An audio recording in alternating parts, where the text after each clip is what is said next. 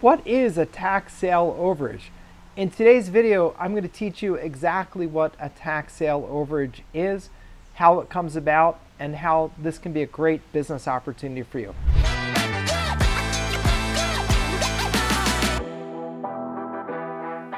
What is a tax sale overage? What is it?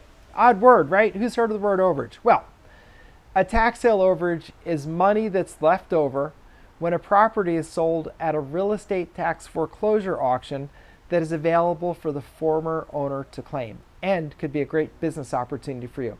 So how does this come about? Because you think, well, they sold my house because I didn't pay my real estate taxes, then they keep the money, right? No, that's the mistake that former owners make all the time. They think that because the county sold your house because you didn't pay your taxes, that the county just keeps all the proceeds from the sale of that house. I can tell you as an attorney that's legally inaccurate. What's accurate is that they force your house to a sale and they sell it for as much as they can get, and they scrape right off the top the cost of the auction plus the taxes, penalties, and interest. So let's just say, for simplicity's sake, you have a house where you owe $15,000 worth of real estate taxes because you haven't paid for a couple of years. It costs $5,000 for the county to do the foreclosure, meaning hold the auction, advertise the auction, do all their paperwork, so that in total the county needs $20,000 to pay off the taxes, penalties, interest, and the cost of the auction. When that house sells, let's say that it sells for $200,000 at the auction. The county collects $200,000. They take $20,000 right off the top. They use that for the cost of the auction and to pay the penalties, the taxes, and the interest that's due. But the extra money over and above the cost of the auction, the taxes, penalties, and interest, all of that is claimable by the former owner. Now you might say, well, why don't the former owners get this money? Because you may have seen, if you've been looking around, you may have seen lists like this. This is, I don't know, it's probably a list of 50 people owed money in one county, and it's $3,341,000 that's owed. This is another one that's just a partial. This is what I'm working on that's 38 pages of leads. It's tens of millions of dollars. I didn't even bother to add them up, but it's tens of millions of dollars. So these are rampant. Internally, we have a database of $350 million worth of claims. It's about 14,000 claims in total. So these things are just happening all the time, and there are way too many of them. But anyway, back to you, because it's important that you be able to do this business and do well with it. When the property is sold, the county keeps any extra money that's left over waiting for the former owner to come in and apply for the money. Not particularly hard to apply for the money. They just fill in a form and submit it, and as long as they can prove ownership, then generally they'll get a check. But the problem is most people don't know about it. And statistically speaking, 72% of the time the money does not get collected by the former owner. Instead, it just forfeits to the government and they just keep it. So you can also ascertain from that that the government is not going to reach out and find someone and give them a check. Now, they will give you the money. If you apply, you'll get it. But they're not going to come look for you. They're not going to send like a sheriff's deputy out to say, hey, I got a check, and this is a check we just got today. It says $22,480.29. They don't say, oh, here's a check for you because there was money left over from the sale. That they are never doing. And the reason is because they have a bad incentive. And their bad incentive is that they get to keep the money if the person doesn't claim it.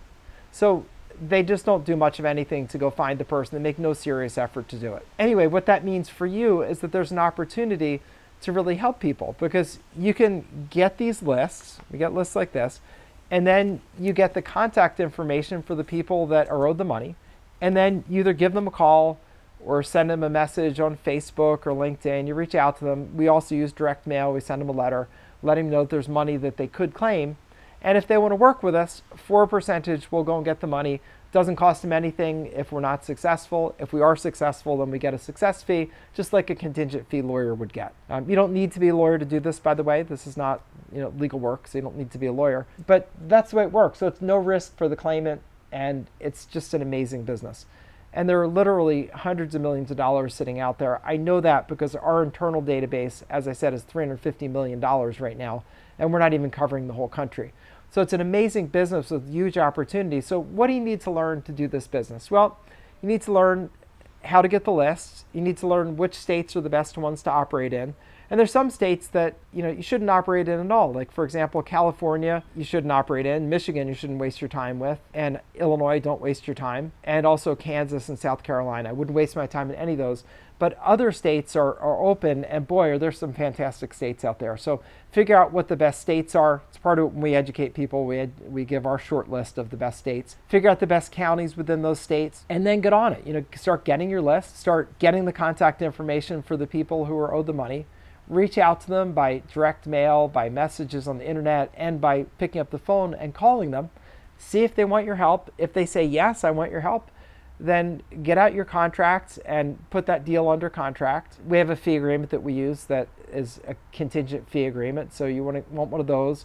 You want a power of attorney so that you can go ahead and do whatever needs to be done to get this claim. You need a cover letter to the county and a couple of other things. Anyway, you get your paperwork together, you submit it, and then follow up on it, and you'll get a check. And it's really an amazing, lucrative, fun business. And it's fun because you're helping people. You're helping people that really are just down and out, kicked to the curb, sometimes homeless. Thank heaven homeless people have cell phones these days. And we help them out in getting their life started over again. And to boot, we get an amazing business where myself and my students that are doing this well are supporting families with this in a really nice style. So I think it's an absolute ideal business. So if this is something you're looking at, I definitely think you should pursue it. There's some more background. You can do one of two things.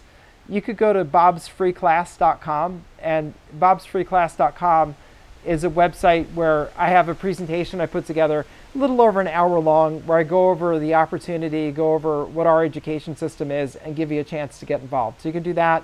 If you want to see a little more on YouTube, you can just go to the link that you see down below that is the intro to the Overages Business video. It's about 20 minutes, and I go over the Overages business and what the opportunity is. You can go to either one of those. But what I would tell you most of all, this is a great business because, first of all, you don't need a lot of money to start this business. Secondly, you don't need to make a big month-to-month investment. It's not an expensive business to run. You don't need a staff to start with. You don't need to rent any real estate. You just need to pick up the phone and call people after you've gotten these lists and see if they want your help, and then sign them up, go get the money, and make a nice percentage for yourself. Works well as a part-time business to start, can grow into a full-time business like I have, and you grow pretty much as big as you want because there's so many leads out there that nothing holds you back other than how much work you feel like doing and the size of claims you work on. So if you like this, obviously you can subscribe to this channel. I'm always talking about overages and tax sales because overages is my main business and tax sales is related. So if you want to know more, subscribe to the channel, but mostly take the next step. Either go watch the intro to the Overages Business or go to bobsfreeclass.com and let me show you the whole business and help you get involved. Start helping people and making great money for yourself and your family. It's attorney and Harvard Business School mentor Bob Diamond, over and out for now.